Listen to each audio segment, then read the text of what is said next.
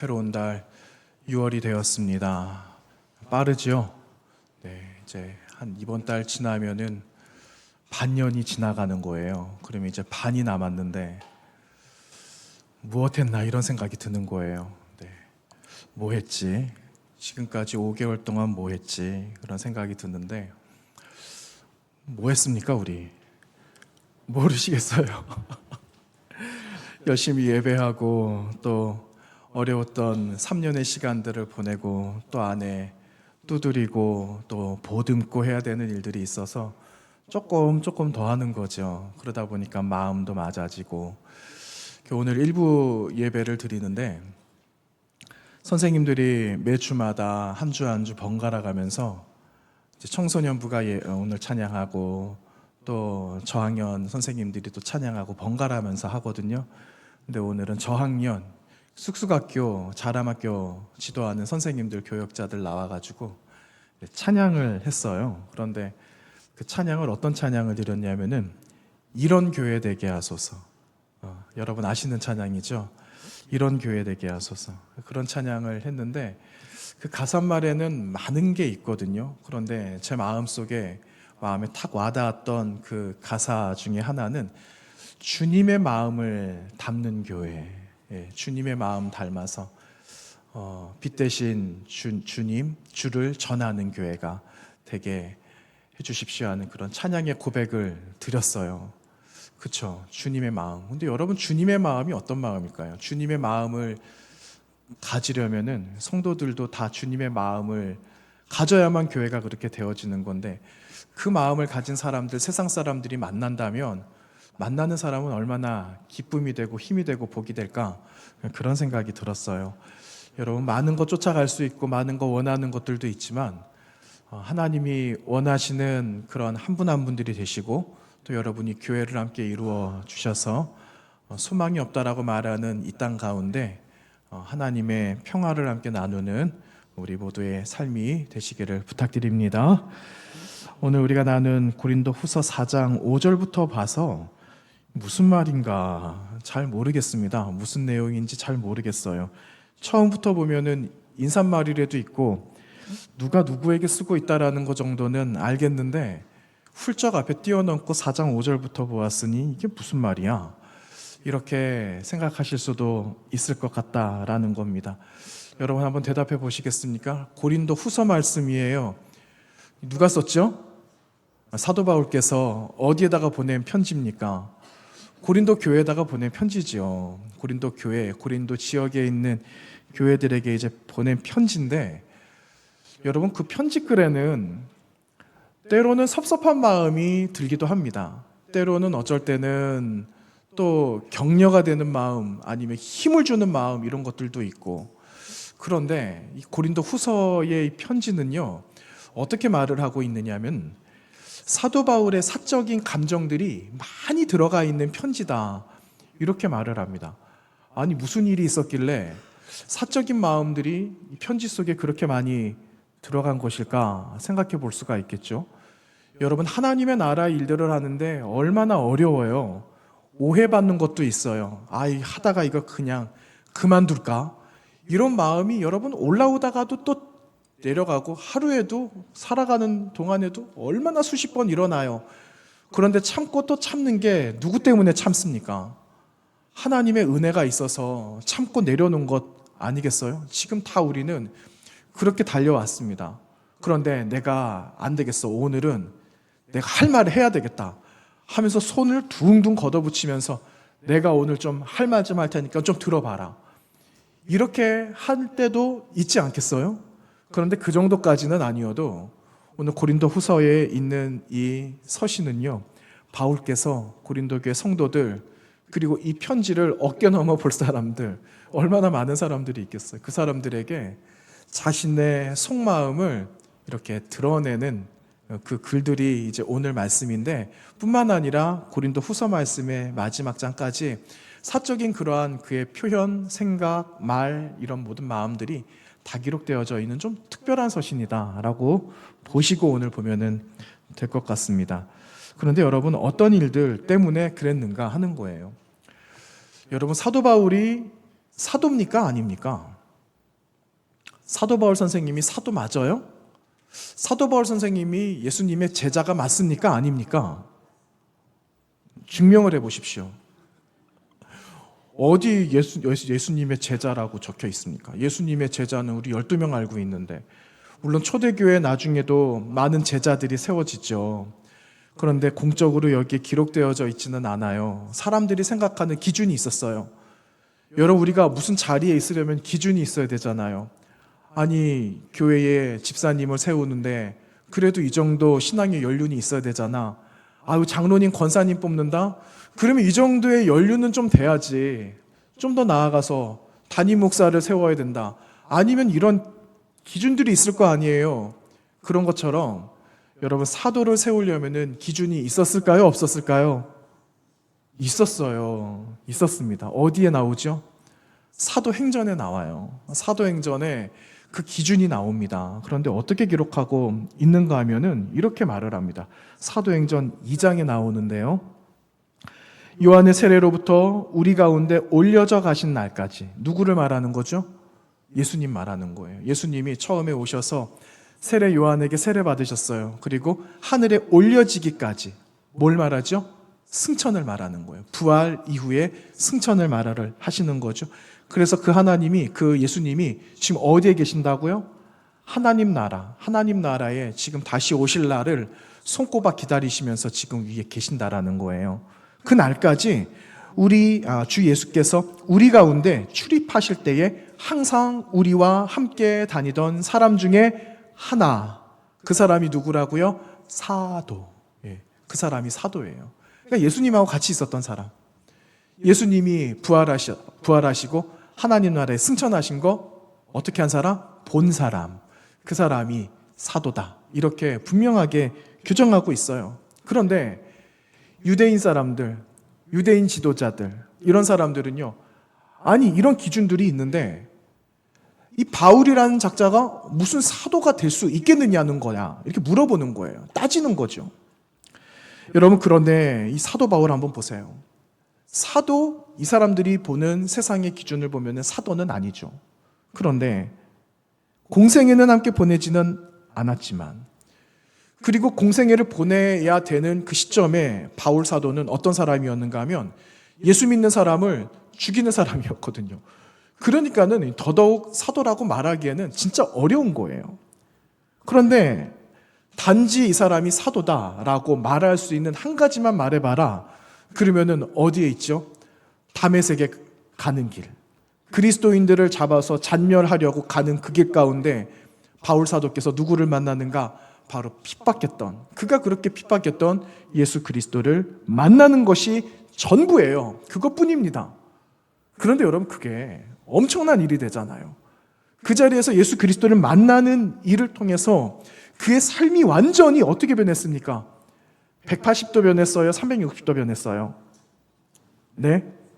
360도 돌면은 그 자리예요. 변함이 없는 거예요. 180도 변한 겁니다. 180도가 달라진 거예요. 이 사람이 완전히 변하게 되었어요. 송두리째 그 인생이 변화가 되어져서 영향력 있는 사람이 되었잖아요. 그의 삶이 완전히 변화되어지고 완전 반전이 있는 삶을 살아가는 일이 되지 않아요? 이것이 본인에게도 충격이었는데 주변 사람들에게는 더 충격이 됐어요. 누구에게 가장 충격이 됐을까요? 예수 믿는 사람들에게는 더 충격이 된 거예요. 아니, 이 사람 어저께까지만 해도 예수 믿는 사람 죽였던 사람 아니야. 스데반 집사님 돌아가셨잖아. 그것 가운데 이 사울이라는 사람이 있었잖아.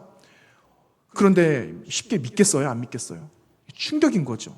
그런데 같이 있었던 동족 유대 사람들도, 유대교를 믿는 사람들도 너무너무 충격이었다라는 거예요. 하루아침에 사람이 변했으니 말할 수 없는 충격인 거죠.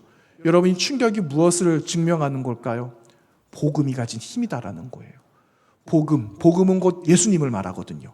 예수 그리스도의 이름에 가진 능력이 그러하다라는 것을 바울이라는 사람, 사울이라는 사람을 통해서 복음의 능력을 보여주고 있는 겁니다. 여러분, 복음, 그리스도 예수의 이름이 여러분 가운데 있으십니까? 여러분, 그 이름이 있으시면 여러분, 그 복음의 능력이 여러분을 통하여서 세상을 변화시켜 나갈 큰 힘이 됨을 여러분 믿으시기를 바랍니다.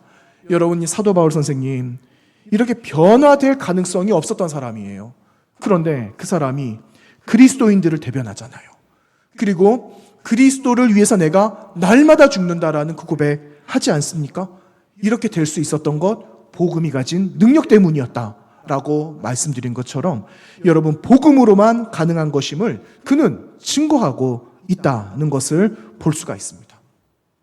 바울 사도는 자신에 대한 이 모진 핍박 앞에 더욱 담대하고 당당해요. 복음이 그에게는 유일한 능력이었기 때문에 세상도 이길 수 있는 힘이라는 것을 그는 조금도 의심하지 않았기 때문에 자신을 향한 사람들의 의심이 있고 핍박이 있고 모진 박해가 있지만 그 가운데 그리스도의 강함을 드러내는 한 사람, 복음 전도자가 되었다라는 사실입니다. 여러분, 오늘 이 자리에 나오신 한 분 한 분들 예수 그리스도의 복음의 능력, 그 능력을 사모하시기를 바라고요. 그 능력을 통해서 세상을 여러분 완전히 바꿔나가는 복음의 능력을 경험하게 되시기를 주님의 이름으로 축원합니다. 여러분, 오늘 본문 이 고린도 교회, 고린도 지역에 있었던 이 고린도 교회, 여러분 언제 쓰여지게 되었는가? 바울 사도께서 두 번째 전도 여행 할 때 이 고린도 지역의 교회가 세워졌습니다. 2차 전도 여행 때 들어보셨죠? 그때 이 교회를 세우게 되었는데 여러분 아시는 것처럼 이 고린도 지역이 관문 아니에요? 수많은 나라, 많은 사람들이 이 고린도 지역을 통과해서 들어오는, 그러니까는 문화도 서로 교류가 되어지고 수많은 외국 사람들도 들어오고 무역도 일어나고 아무튼 바쁘게 돌아가는 항구 도시였습니다. 그런데 우리 눈으로 볼 때는 너무너무 번성하고 부유하고 괜찮은 것 같다라는 것이 눈에 많이 보이지만 영적인 눈으로 들여다보면은 사실은 엉망이었다라는 거예요. 너무너무 큰 문제들이 많았다. 교회 안에 이 문제 저 문제 세상에 있는 문제들을 다 들고 들어오니까 이걸 교회에서 정리하기가 너무너무 힘들었던 겁니다. 이 정도로 여러분 고린도 교회는 아시듯이 문제가 많은 그런 교회였어요. 그런데 바울 사도께서 고린도 지역에 얼마를 머물죠? 1년 반을 머물잖아요. 1년 6개월을 고린도 교회에 머물게 되면서 이 교회에 세워가고 성도들을 보살피는 일들을 1년 반을 하게 됩니다. 여러분 얼마나 문제가 많았어요. 문제가 많았다라고 생각을 하면 도대체 어떤 문제 때문에 힘들었을까 우리는 그거 먼저 생각하거든요. 그런데 문제가 많았다라는 것은 역으로 무슨 말이냐? 복음의 수고가 그만큼 많았다라는 거예요. 복음의 수고가 많으니까 교회들이 세워지고 그리고 또 신앙이 성장되고 믿지 않았던 사람들이 성도가 되고 이런 보람된 일들이 많아지게 되지 않았겠어요? 이런 것들을 의미하는 거죠. 그래서 복음으로 인한 수고 또 우리의 아픔 이런 인내들이 있지만 그럼에도 불구하고 하나님이 받으시는 영광은 늘 그 자리에 있다라는 것을 우리는 기억해야 됩니다. 여러분 예수 그리스도 믿음으로 인해서 여러분 교회 다니신다고 핍박받고 예수 믿는다고 예수 믿으세요라고 고백할 때 말할 때 전도할 때 여러분 우리가 듣기 안 좋은 소리 많이 들을 때가 있잖아요. 그런데 그럴지라도 여러분 우리는 핍박을 받고 고난을 받고 세상이 교회가 세상에게 별로 좋지 않은 말들을 많이 들을지라도 우리는 우리의 일들을 잘 감당할 때에 하나님은 영광을 받으신다라는 것을 기억하시면서 여러분 교회됨을 세상 가운데 드러내시고 교회의 능력이 어떻게 나타나는가? 약할 때 나온다 그랬거든요. 그래서 약할 때에 강한 하나님을 만나게 되시는 큰 은총을 누리게 되시기를 바랍니다.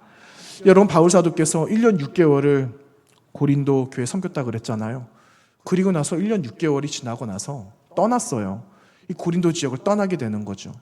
그리고 나서 이 고린도 교회를 돌볼 또 다른 교사들이 들어오게 되었습니다. 그런데 여러분이 교사들은 바울 사도와 좀 달랐다라는 겁니다. 어떻게 달랐는가? 바울 사도께서 전한 이 복음에 대해서 비난을 하는 거예요. 그리고 그가 전한 복음은 잘못됐다라고 자꾸만 이야기하는 겁니다. 그러니 이제부터 우리가 들려주는 그 복음을 여러분이 들으세요 하고 그들을 고린도 교회 성도들을 설득하기 시작했는데 여러분 그 성도들이 어떻게 되었을까? 어떻게 되었을까요? 새로 돌아온 선생님들의 말씀을 잘 들었을까요? 못 들었을까요? 아니에요. 잘 들었어요.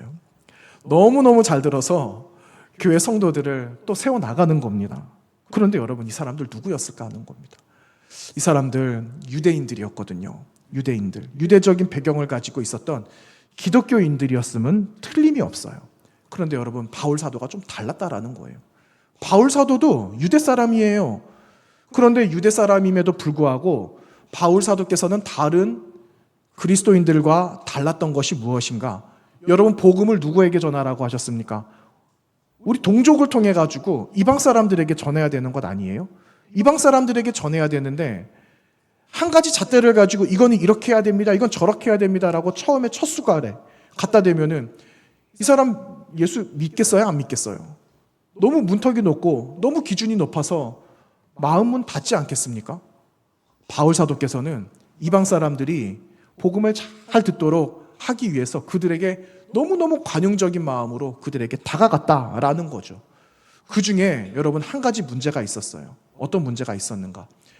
여러분, 할례라는 거 아시잖아요. 할례.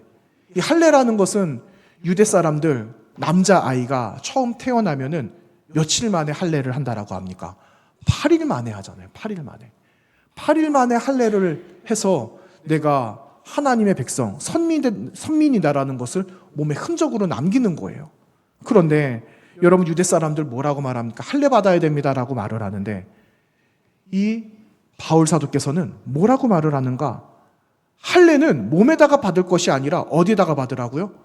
마음에다가 받아야 된다라는 그 말을 하시는 거거든요. 이것을 주장하니까 이것이 서로 부딪히게 된 거예요. 유대 사람들은 아니야, 우리가 은혜를 받고 우리가 구원을 받는 것은 하나님께서 택하신 선민 이스라엘을 통하여서 하나님께서 이루실 역사, 우리 민족을 통해서만 하시는 일인데 이방 사람들을 통해서 하실 리가 없다. 만약에 이방 사람들이 구원을 얻고 은혜를 얻고 믿음을 가지려면은 이 사람들이 당장이라도 할례 받아야 된다, 이렇게 말을 했다라는 겁니다.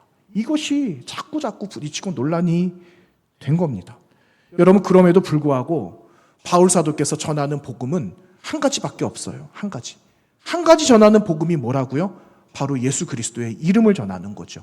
여러분, 오늘 말씀 한번 보십시오. 오늘 말씀 5절을 보시면은 그가 무엇을 전했는가, 복음의 핵심이 무엇인가 하는 것을 오늘 말씀에 잘 기록하고 있습니다. 우리 5절 말씀을 다 같이 한번 읽어보겠습니다. 시작. 우리는 우리를 전파하는 것이 아니라 오직 그리스도 예수의 주되신 것과 또 예수를 위하여 우리가 너희의 종된 것을 전파함이라. 아멘. 뭘 전하고 있습니까? 예수님이 주가 되셨다, 구주가 되셨다, 구원자가 되셨다라는 것을 분명하게 말하고, 여러분, 이것을 말하는 사람이 있어야 되잖아요. 이것을 말하는 사람이 누구다? 바로 우리다, 나다. 우리는 보냄을 받았어 라는 그 이야기를 분명하게 말하고 있는 겁니다. 여러분, 여기에 재미난 게 있어요. 바울 사도께서 예수 그리스도는 구주다라는 것을 전하는데 이 편지를 받는 사람들, 그리고 흩어져 있는 유대인 그리스도인들이 이 말씀을 들었는가 하는 겁니다. 여러분, 이 말씀을 들었을까요? 안 들었을까요? 이 말씀 별로 관심이 없었다라는 겁니다. 이들의 관심은 어디에 있는가? 우리가 듣고 싶은 건 당신이 전하고 있는 복음이라는 것을 내가 듣고 싶다라는 게 아니라, 내가 듣고 싶은 건 너가 자격이 있는지 없는지 우리 이거 한번 이야기를 한번 해보자. 맞는지 그른지 이거 한번 당신이 할 말 있으면 한번 해명해봐라. 이거를 지금 요청하고 있다라는 겁니다. 메시지가 아니라 메신저에 더 관심이 있었던 거예요. 메시지는 그리스도인데, 그리스도 예수의 이름인데, 여러분, 메신저는 지금 누굽니까? 바울인데 그 메신저인 바울을 받아들이고 싶지 않다. 그러니 한번 우리 시시비비를 한번 나누어 보자 하는 것이 오늘의 이 쟁점이에요. 여러분, 이럴 때 어떻게 해야 될까요? 대화가 안 이루어집니다. 여러분, 우리가 이런 일들이 비일비재하잖아요. 세상 사람들하고 싸울 때 있어요. 원치 않게 말다툼할 때가 있어요. 그렇죠? 그러면은 여러분은 보통 뭐라고 말합니까? 믿는 사람하고 믿지 않는 사람이 싸워요. 다퉈요. 그렇죠? 그 일부 때 신집사님 오셔가지고 신집사님 앞에 있길래 제가 물어봤어요. 신집사님하고 저하고 둘이 싸우는데 서로 잘생겼다라고 서로 싸운다. 그러면 누가 참아야 되냐? 그 질문을 했어요. 그랬더니 저 뒤에서 뭐라고 말했냐면은 누가 참아야 되는가? 누가 참아야 될까요? 못생긴 사람이 참아야 된답니다. 못생긴 사람이 참으래요. 근데 둘 다 참을 사람은 아닌 것 같아요. 여러분, 만약에 믿음이 있는 사람하고 믿음이 없는 사람하고 싸워요. 그럼 누가 이겨야 될까요? 믿음이 있는 사람이 참아야죠. 우리는 믿지 않는 사람하고 믿는 사람하고 싸우면은 믿는 사람, 교회 다니는 사람이 참아야 됩니다, 이렇게 말을 하거든요. 그런데 좀 더 명확한 것은 교회 다니기 때문에 참아야 되는 것이 아니라, 그것도 맞지만 믿음이 있기 때문에, 믿음이 크기 때문에 우리는 믿음이 큰 사람이 참아야 되는 거예요. 여러분, 성도들 안에, 교회 안에도 많은 싸움이 있잖아요. 그러면 성도들하고 싸웁니다. 그러면은 성도들 간에 싸울 때는 누가 참아야 되는가? 믿음이 큰 사람이 참는 거예요. 져주는 거죠. 그렇게 살아가는 겁니다. 안 그렇습니까? 아멘. 그렇게 여러분, 믿음으로 여러분 살아가시기를 바랍니다. 여러분, 믿음이 있다라는 건 무슨 말일까요, 그러면? 믿음이 있다라는 것은 하나님의 말씀을 안다라는 거예요. 말씀을 안다라는 말은 또 무슨 말일까요? 예수 그리스도의 생명을 알고 그 생명을 가지고 살아간다라는 말이거든요. 그러니 그리스도 예수의 생명이 있는데 어떻게 생명 죽이는 일을 감당할 수가 있겠어요? 그렇게 할 수가 없는 거죠. 그래서 예수 그리스도의 생명이 있는 저와 여러분은 생명이 없는 사람에게 생명을 말하고 생명을 집어넣어서 생명을 살리는 사람이 되어야 하는 그 사람, 바로 교회고 성도다라는 사실을 기억해야 됩니다. 그래서 바울 사도께서는 오늘 5절 말씀에서 구원자 예수 그리스도를 전함과 복음을 전하기 위해서 우리는 보냄받은 사람입니다 라는 것을 더 강력하게 말하는 거예요. 여러분, 사도의 의미는요, 보냄받은 사람이라는 뜻이에요. 우리는 보냄받았습니다 라는 것을, 당신들은 아니라고 부인할지 모르겠지만 우리는 그렇지 않다. 우리는 복음을 위해서 당신들 앞에 보냄받은 사람입니다 라는 것을 더 분명하게 말하고 있다라는 거예요. 그런데 여러분, 오늘 말씀 보시면은 보냄받은 사람의 모습이 어떠한가 라는 것이 7절 말씀에 기록되고 있는 걸 볼 수가 있어요. 여러분, 이 일에 보냄받은 바울은 자신을 어디에 비유하고 있는가 하는 거예요. 여러분, 7절 말씀 보시겠어요? 7절 말씀에 우리가 이 보배를 어디에 가졌다라고 말씀합니까? 질그릇에 가졌다, 이렇게 말합니다. 여러분, 질그릇이 좋으세요? 지금 막 나온 신상 그릇이 좋습니까? 여러분, 가정에 질그릇이 있습니까? 질그릇? 언제 질그릇 버리는가 봤더니 이사 갈 때 버리시더라고요. 이사 갔다 이제 왔어요. 새집 왔어요. 그러면은 뭘 사는가? 새 그릇 사시더만요. 새 그릇.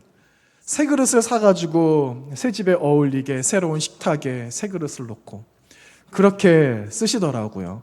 혹시 여러분 가정에 오래된 그릇 있어요? 10년, 20년. 10년은 좀 20년 된 그릇 있어요? 있으세요? 우리 권사님 고개를 끄덕거리시네. 그쵸? 그 그릇을 버리시겠습니까? 놔두시겠습니까? 그거 끝까지 가지고 가시는 어르신들도 계세요. 저는 한 번씩 이제 친각 가면은요, 명절이라고 가잖아요.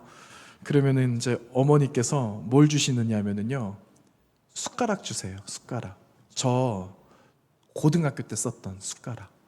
그 숟가락을 젓가락하고 같이 한 벌을 딱 내서 주세요. 그러면은 안 쓰니까 어떻게 될까요? 새카매지거든요. 새카매져요. 은수저 주셨어요. 그러면 그거를 안 쓰니까 새카매지니까 명절이 되면 어떻게 되는가? 또 깨끗이 닦아가지고 상에다가 딱 올려주시는 거예요. 이건 질그릇은 아닐지라도 어쨌든. 근데 여러분, 질그릇 잘 안 쓰거든요. 그렇죠? 질그릇 무슨 의미일까요? 형편없다라는 거예요. 신통치 않다라는 거예요. 아무런 쓸모도 없고 가치도 없다라는 거예요. 이 질그릇은. 그렇거든요. 여러분, 한 신학자가 이 고린도 지역에 있는 그리스도인들, 질그릇 같은 그리스도인들을 어떻게 표현했는가? 이렇게 표현합니다. 고린도의 잡화점에서 흔히 볼 수 있는 값싸고 부서지기 쉬운 도기로 만든 그릇 내지 등잔, 이것이 질그릇이다, 이렇게 말합니다. 깨지기 쉬운 거예요. 오래됐으니 이도 많이 나갔겠죠. 잘못 힘주면은 폭삭 깨져 버리기도 하겠죠. 여러분, 질그릇은 그리스도인들을 말을 해요. 부서지기 쉽다라는 거예요. 우리는 부서지기 쉬운 존재예요. 그래서 부서지기 쉬운 존재를 서로가 알기 때문에 이 존재를 서로 보듬어 주어야 한다라는 거죠. 그렇죠? 여러분, 똑같은 그릇을 계속해서 찍어내는 거 본 적이 있어요.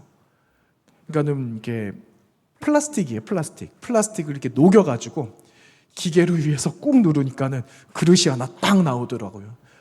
급하게 냉각을 시키니까는 단단한 그릇이 되는 거예요. 그리고 거기 그냥 흰 그릇 내놓을 수 없으니까 거기다 문양을 새기는 겁니다. 근데 문양도 우리 옛날에 판박이 막 이렇게 긁어서 띄면은 나오는 것처럼 그릇에 문양 쿡 찍어가지고 하니까는 그릇 하나 만드는데 몇 초 안 걸려요. 이러한 그릇들을요, 수십 개, 수천 개, 수백만 개를 막 찍어내는 거를 본 적이 있어요. 천편일률적으로 꺼내니까, 막 만들어내니까 무슨 개성이 있겠습니까? 여러분, 이런 그릇 하나 없어진다라고 알겠어요? 만들다가 부서진다라고 그래도 사람들 별로 관심이 없을걸요? 그렇죠? 그런데 어떤 소수민족이 새빨간 황토를 가지고 와가지고 여러분 물레 위에다가 진흙을 올리고 그릇 하나 빚는 거를 보게 되었습니다. 그런데 그 그릇 하나 만드는데 시간이 얼마나 걸리는지 몰라요. 시간이 너무너무 많이 걸려요. 물레 위에다 올려서 만약에 물레를 사용하지 못한 사람들 같으면은 빚다가도 물레 잘못하면 후루룩 다 망가지고 그러잖아요. 그런 일들을 여러 번 반복하는 거예요.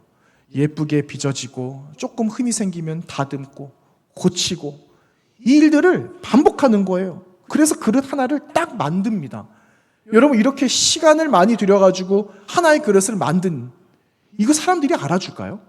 아무도 안 알아주지 않아요. 아무도 몰라요. 그런데 이걸 누가 알아주는가? 세상에 둘도 없는 이 그릇 만든 이 주인만이 이 그릇을 알아주는 것 아니겠습니까? 부서지지 않게 겉에다가 약을 발라요. 그늘에다가 햇볕에다가 말리기를 반복하는 거죠. 이렇게 시간 들여 공 들여서 만든 그릇이니까 이 그릇이 얼마나 귀하겠습니까? 그리고 그 그릇을 언제까지 쓸까요? 언제까지 쓰겠습니까? 죽을 때까지 쓰는 거예요. 죽을 때까지. 이 그릇이 수명이 다할 때까지, 오늘 본문에 나오는 것처럼 질그릇이 될 때까지 쓰는 겁니다. 누가 쓴다고요? 주인은 끝까지 그 그릇을 아끼고 사랑하고 쓰는 거예요. 그런 것 아니겠어요? 이 비밀을 바울 사도께서 아셨다라는 겁니다. 그래서 바울 사도가 오늘 어떻게 고백하고 있는가? 여러분, 7절 중반절 이후에 보시면은 이는 심히 큰 능력은 하나님에게 있다. 우리 질그릇에 담겨져 있는 것은 하나님의 큰 능력이고 그것이 영광입니다 라는 그 고백을 하는 겁니다. 우리가 지금 당신들 앞에 있지만 당신들에 보여지는 우리 이 사람이 능력이 있는 것이 아니라 비록 우리는 질그릇이라고 할지라도 우리 안에 담겨져 있는 하나님의 능력만 있으면은 당신들에게도 그것이 능력이 됩니다 라는 것을 지금 그가 7절 이하에 고백하고 있다라는 것입니다. 따라서 여러분, 우리가 어떤 그릇인가 하는 거는 여러분 그렇게 중요하지 않아요. 여러분이 쓰시는 분이 계세요. 저를 쓰시는 분이 계시고 이 땅에는 교회들을 쓰시는 분이 계시고 이 땅에는 많은 그리스도인들을 쓰시는 분, 유일한 한 분 하나님이 계시잖아요.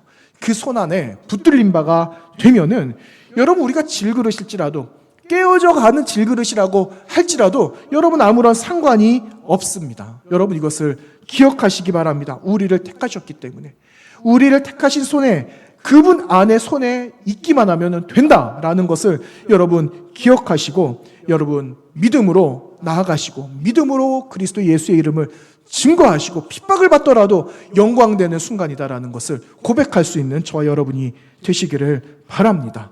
여러분, 그래서 어떠한 환경이라도 괜찮아요. It's okay. 괜찮아요. 정말 괜찮아요. 여러분, 삶이 어려우세요? 여러분, 나는 지금 다 쇠해져서 이제는 주님 나라 갈 날밖에 아니에요. 여러분, 주님 언제 우리를 부르실지 모르고 주님 언제 오실지 몰라요. 그래서 오실 때까지 우리는 그분께서 맡겨주신 대로 명령과 사명을 감당하는 거예요. 나 가진 게 없어. 괜찮아요. 여러분, 주고 거두시고 하시는 분이 누구십니까? 하나님이신데 주님께서 다 채워주십니다. 나 육신이 너무너무 연약해. 괜찮아요. 여러분, 괜찮아요. 할 수 있어요. 그래서 어떠한 형편이든지 우리에게 맡겨주시고 용기를 주시고 소망을 주시고 일어나게 하시는 그분을 향하여서 여러분 제 십자가 다시 짊어지시고 다시 일어나게 되시기를 바랍니다. 여러분 오늘 말씀해 보시면은 이런 말씀이 기록되고 있어요. 8절에 위대한 사도 바울의 고백이 기록되고 있습니다. 8절에 뭐라고 기록하고 있습니까? 우리가 사방으로 우겨싸움을 당하여도 쌓이지 않으며 답답한 일을 당하여도 낙심하지 않으며 박해를 받아도 버림받지 아니하며 거꾸러뜨림을 당하여도 망하지 않는다라고 말합니다. 왜? 바울 사도는 이미 경험했거든요. 바울 사도는 그리스도 예수의 이름이 능력이고 생명이라는 것을 이미 경험했거든요. 그래서 아무리 어려움이 와도 나는 끄떡하지 않는다. 내 안에 예수의 생명만 있으면 된다라는 그 고백을 오늘 선포하고 있는 것입니다. 여러분 바울 사도 이거 알았다 그랬잖아요. 바울 사도가요. 여러분 사도행전에 그가 변화를 받고 교회를 세워나가고 많은 그리스도인들을 만나고 복음을 전하는 자들에게 어떤 이야기를 했는가? 그가 처음 복음 전하는 그 자리에서 이런 말을 했어요. 당신들 마음을 굳세게 가져야 됩니다. 여러분 믿음의 자리, 지금 믿음의 자리라면 그 자리 지켜야 됩니다. 그리고 하나님 나라에 들어가려면 환난 오는 거 당연합니다. 그러니 그 환난도 기쁘게 맞으시기 바랍니다. 이 세 가지를 그는 믿음의 백성들, 믿음의 동역자들에게 분명하게 말하고 있었다라는 겁니다. 여러분 이 말씀을 저에게도 여러분에게도 말씀하고 있는 겁니다. 여러분 믿음을 굳세게 가지시기를 바랍니다. 마음을 굳게 다지시기를 바랍니다. 환난 다가올 것을 예상하고 환난 다가오는 것을 여러분 기쁘시게 맞으시기 바랍니다. 그러면 하나님께서 이 모든 것을 강하게 하시고 놀랍게 하나님의 영광을 받으실 뿐만 아니라 우리를 통한 놀라운 역사를 보여주시게 될 줄로 믿습니다. 여러분 이런 글을 보게 되었어요. 카페에 갔는데 여러분 요즘 명함 같은 거 있잖아요. 명함. 그런데 그 명함을 제가 하나를 가지고 와서 뒤에를 보니까 명함에 이런 글이 적혀 있더라고요. 모래에 관련된 이야기입니다.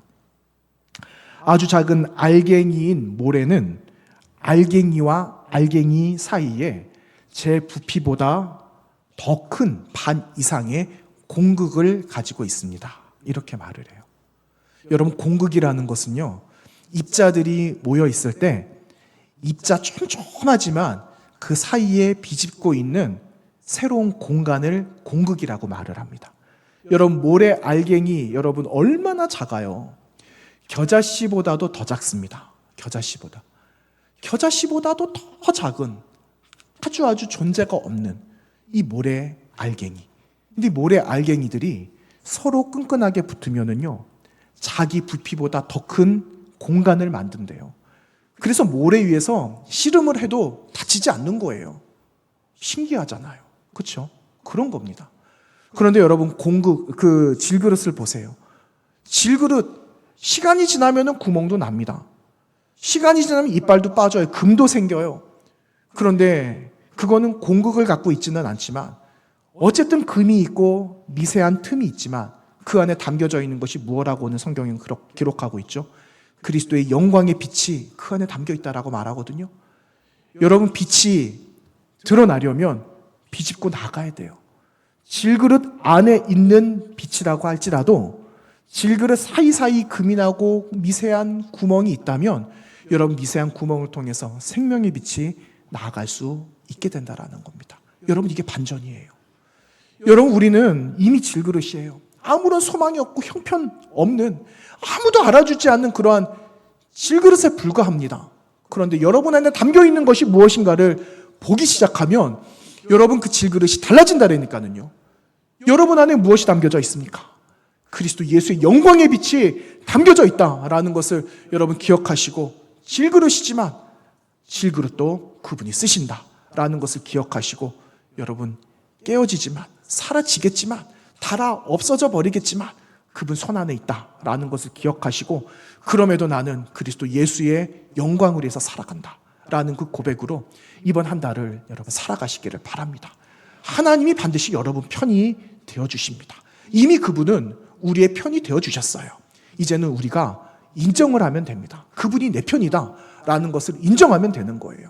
그 인정함을 통해 고백을 통해서 여러분 이번 한 주간 여러분의 주어져 있는 모든 인생을 주님께 송두리째 맡기고 살아가는 저 여러분의 삶이 되시기를 주님의 이름으로 부탁드립니다. 기도하겠습니다. 거룩하신 하나님 감사합니다. 그럼에도 우리에게 전할 복음이 있습니다. 그리스도 예수의 이름을 전하는 자들이 되게 하여 주시고, 때로는 용기가 없고 때로는 불편한 마음이 있을지라도 그 이름으로 큰 역사를 이루어 주시고 우리를 통하여서 놀라운 일을 이루실 하나님 계심을 기억하며 우리의 모든 삶이 반전의 역사로 이루어지는 삶이 되어지도록 인도하여 주시옵소서. 하나님, 우리를 불러주셨으니 우리를 주님 마음껏 사용하여 주시고 우리도 하나님이 나의 참 하나님이심을 다시 한번 고백하는 믿음의 고백의 자리가 되어지도록 주님 영광받아 주시옵소서. 예수님 거룩하신 이름으로 기도하옵나이다. 아멘.